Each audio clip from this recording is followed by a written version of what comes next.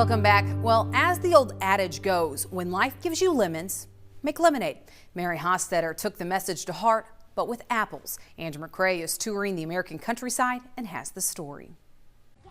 1983 was a difficult year for Mary Hostetter. She went through a sudden divorce and found herself needing to provide for her 2 young daughters. She hoped to find a way to work from home. I thought if I could just stay at home and bake cookies and bake pies and things like that for people, then maybe I could make enough money that I could be able to stay in our house. She began to go to craft shows and sell her cookies, pastries, and pies. People could buy items on the spot, but also place orders for future events and the holidays. By the Christmas of 1984, I had orders for over 30,000 Christmas cookies that had to be made in my home.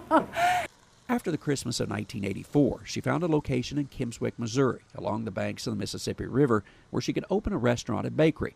She quickly became known for her amazing pies. The butterscotch pecan pie, oh my gosh, talk about the love of pecans. This one has butterscotch morsels inside of a pecan pie filling.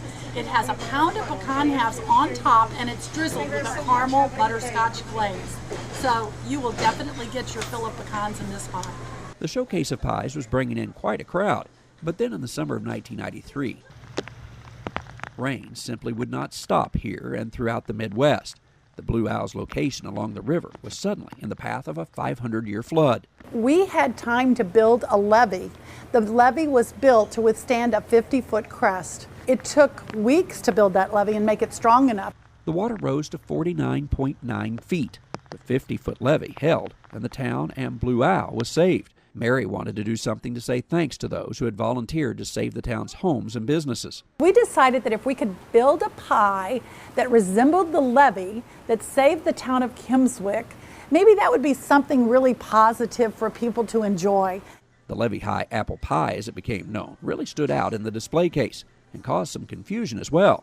People thought they were pumping air into the crust, or perhaps just stacking whole apples inside.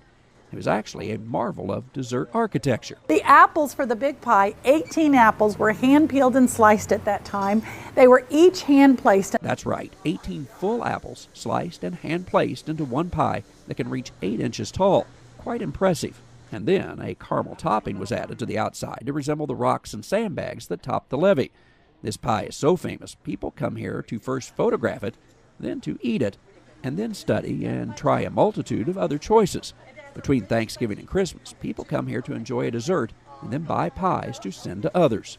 We ship so many apple pies all over the United States, and they probably make more apple pies than any other pie. People have seen all of, the hits that we've gotten, and they've seen us on a lot of different shows and things. So they come from all over the world, which amazed me. They say that every Levee High apple pie has 18 apples.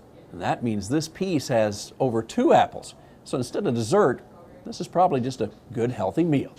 Traveling the countryside in Kimmswick, Missouri, I'm Andrew McCrae.